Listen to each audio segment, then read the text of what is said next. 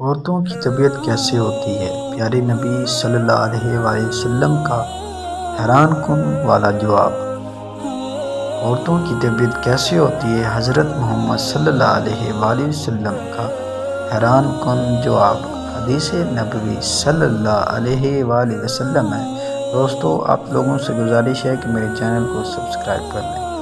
حدیث نبی صلی اللہ علیہ وآلہ وسلم ہے کہ نبی پاک صلی اللہ علیہ وآلہ وسلم نے فرمایا کہ خاوند کو چاہیے کہ بیوی کے ساتھ درگزر کا معاملہ کرے۔ فرمایا کہ عورتیں اگر ناقص العقل ہوتی ہیں، تم تو کامل عقل ہو، تم تو ان کے ساتھ درگزر کا معاملہ کر لیا کرو۔